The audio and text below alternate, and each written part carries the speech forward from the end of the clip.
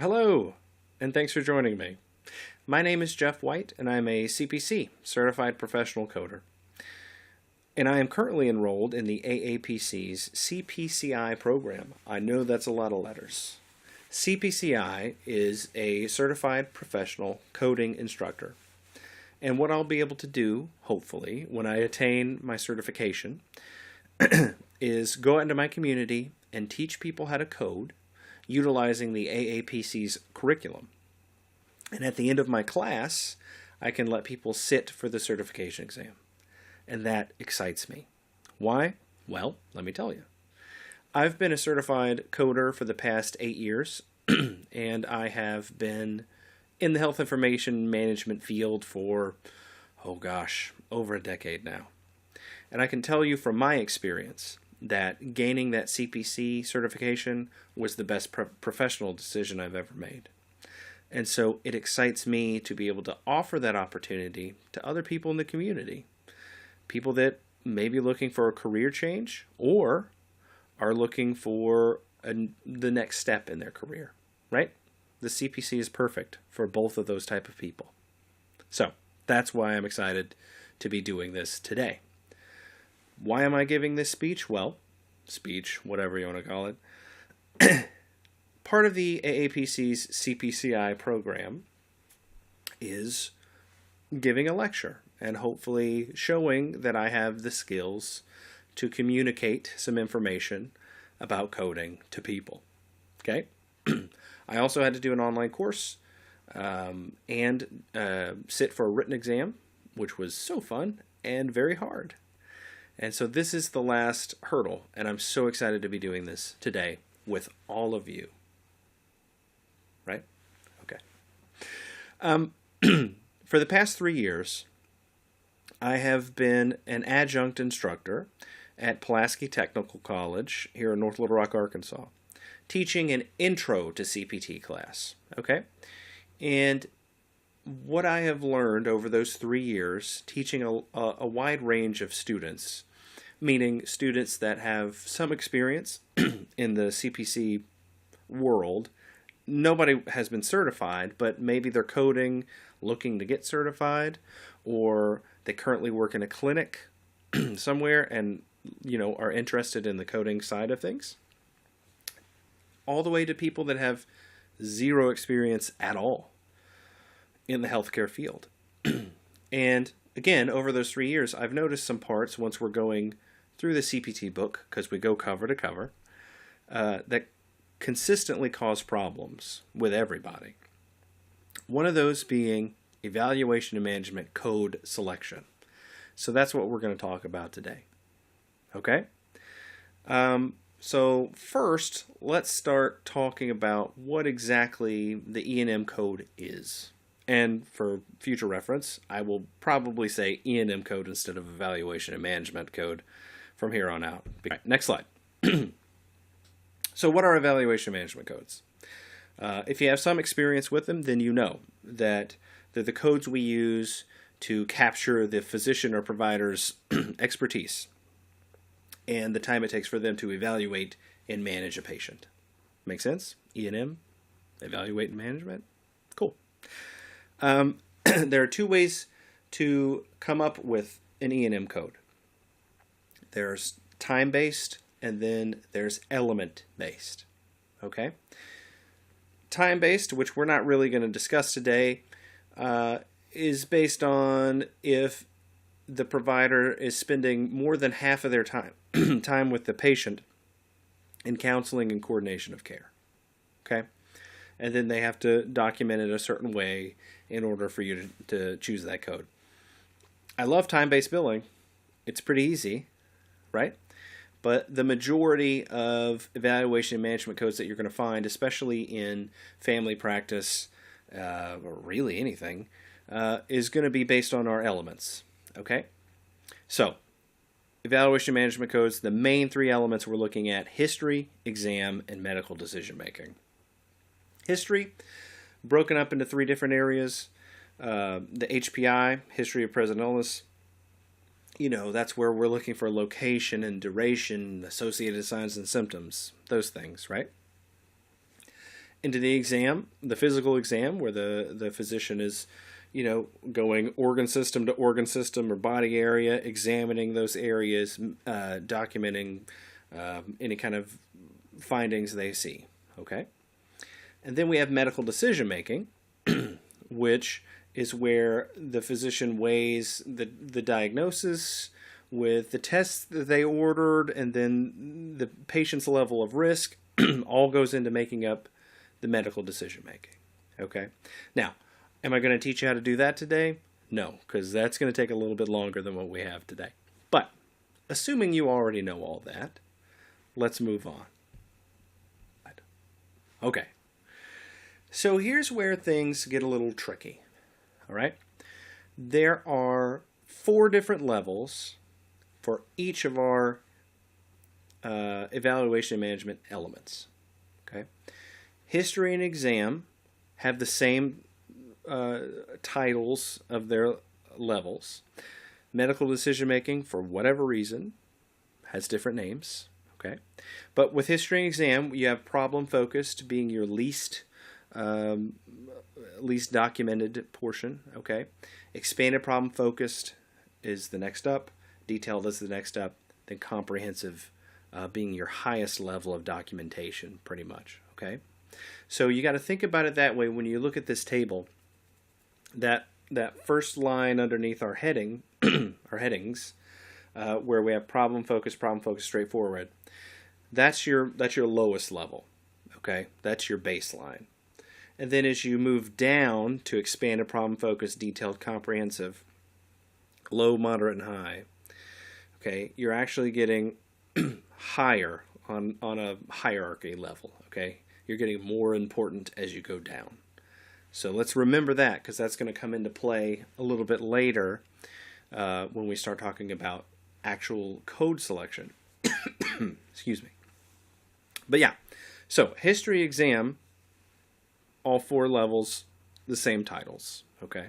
Now we find them different ways using our audit sheets, which hopefully you have, that I love, where you can just make check marks and you count up your check marks and you put them down at the bottom. Wonderful, right? Love them. In medical decision making, straightforward, low, moderate, and high. Okay, straightforward being your least documented. Okay, high being your most documented. And maybe documented isn't the correct term, but with medical decision making, you're gonna get into high when you're seeing new either multiple diagnoses or new diagnoses that they're having to do workup on, that have a high risk, that kind of thing. That's going to put you up in that high level, which is the most important level. Okay? So again, when we look at our table here, what we want to remember is that up at the top, that's our least important. Okay? Moving down to comprehensive and high, that's your heavy hitters. Okay? So, keep that in mind as we move along. Let's go. Yes. Okay. So, if you are thinking about your table and you're thinking, okay, problem focused, lowest, straightforward is the lowest, moving up. Let's talk about, in our scenario, let's say we're coding office visits, outpatient office visits, okay? And the standards for choosing an overall E&M code for a new patient office visit versus an established patient office visit are different, right?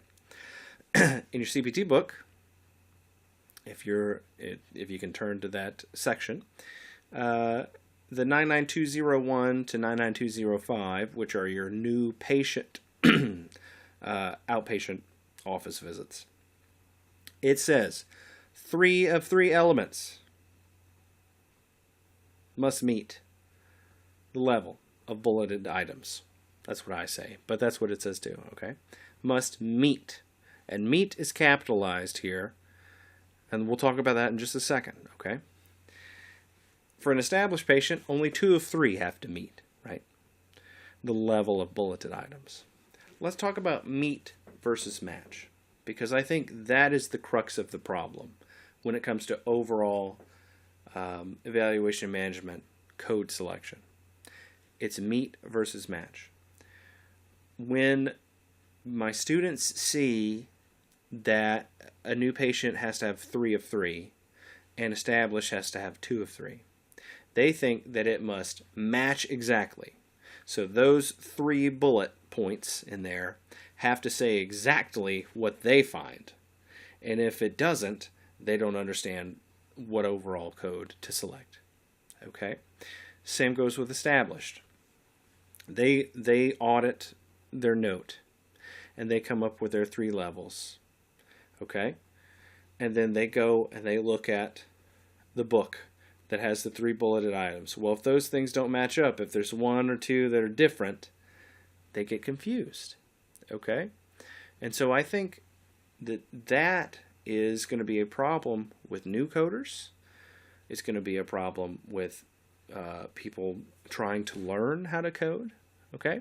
And it might even be a problem for people who have experience coding, but maybe they've just focused on surgical coding for a long time and haven't really had to deal with E&M. And they get a new job and they have to learn how to do E&M. They should come to me, right? I hope so. But yeah, again, that crux is you can't have it in your brain that those have to match exactly. Okay? But what they do have to do is meet. It has to meet the level, at least be that bulleted line item. Okay? So let's do some. All right. So I got a couple examples. Sorry, let's move the paper. Let's talk about first our new patient. New patient comes in. Physician writes their note, sends it to you to code. You're super excited. You got a note to code. Okay? You break out your audit form. You start checking off your check marks and HPI and review systems. You do the exam. You do the medical decision making. You're feeling great. And you come up with your 3 levels. And you are thrilled.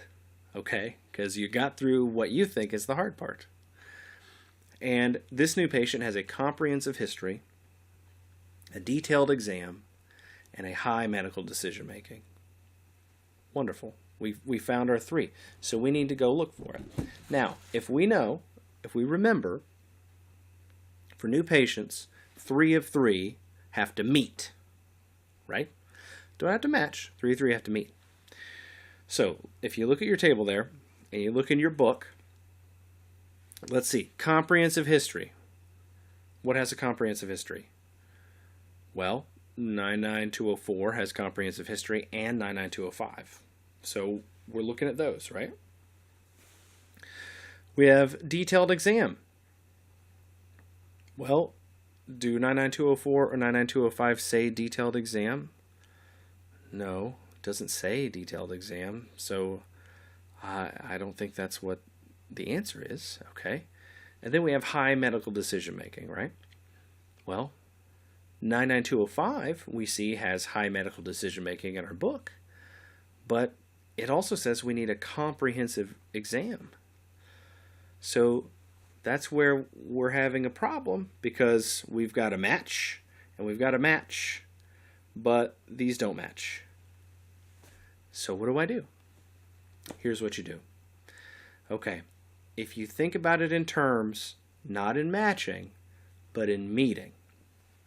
So, comprehensive history means that based on the history, it could be any one of our 5 codes, 99201 through 99205. Because comprehensive history is the most documented, right? So, it's the highest level, so it would capture all of those codes, okay? So then we go to detailed exam. Well, what code shows up with a detailed exam? 99203. Okay. So 99203 says I need a detailed history, a detailed exam, and low medical decision making. And what I always tell my students is, what the book is actually telling you is 99203 is saying I need at least a detailed history, at least a detailed exam, and at least a low medical decision making, right? So if we look at our example, new patient with comprehensive history, do they have at least a detailed history? Absolutely. There's a detailed exam in ours, so that matches up with 99203. So we're solid there. And then high medical decision making, well, for 99203, we just have to meet at least a low. So we're there. So 99203 is going to be our overall code. Okay? Everybody getting it? I hope.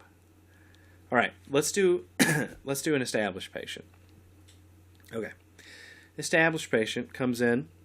Again, doctor sees them, fills out their encounter, sends you the encounter. You're super pumped. You get your audit form. You go through and make your marks. You come up with a comprehensive history, detailed exam, medical decision making of high. Okay. Same thing. But what do I choose? Because now I only need 2 of these to meet and not all 3. Well, here's what I always say. Take your 2 highest findings and find that code. For established patients only, you can take your 2 highest findings and pick that code. Okay? So look at our table here, and remember those bottom ones, the closer you get to the bottom, those are your more important findings. Okay? Your highest findings are going to be at the bottom. Well, we have a comprehensive history all the way at the bottom there. Okay, so we're way up top as far as the code goes. Okay, then we have a detailed exam. All right, well, that puts us in a 99214 scenario, and then we have a high medical decision making. Take a look in your book. Okay, so what are our 2 highest findings? That comprehensive history and that high medical decision making. Those are our highest ones. So we don't even have to worry about that detailed exam because we are just looking for 2 elements that meet. Okay? And thankfully, we have 2 elements that actually match. Excuse me.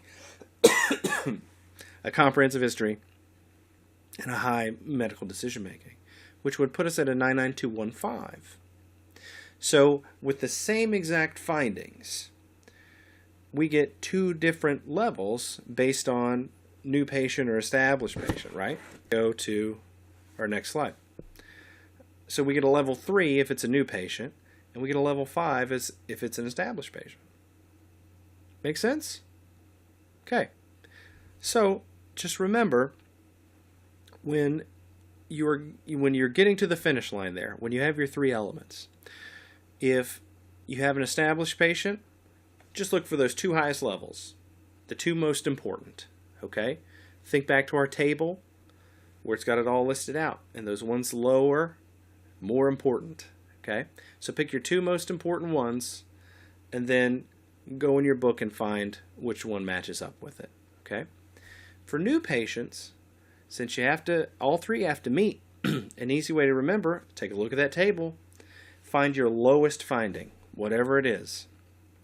Could be you have an expanded problem-focused history, even though you have comprehensive exam and a high medical decision-making. If you have an expanded problem-focused history, that's your lowest level finding, you have to defer to that, okay? Make sense? That's a little more clear, I hope. So that's really the crux of the... I want to thank you for joining me today. I know that was short, but I was really, really happy to give this today. If you have any questions, please feel free to email me. jwhite2637@gmail.com is my personal email. I will get back to you. Again, today we've covered E&M code selection pretty quickly, but hopefully you got something out of it. Thank you so much. My name's Jeff White, and I'll see you later. Bye.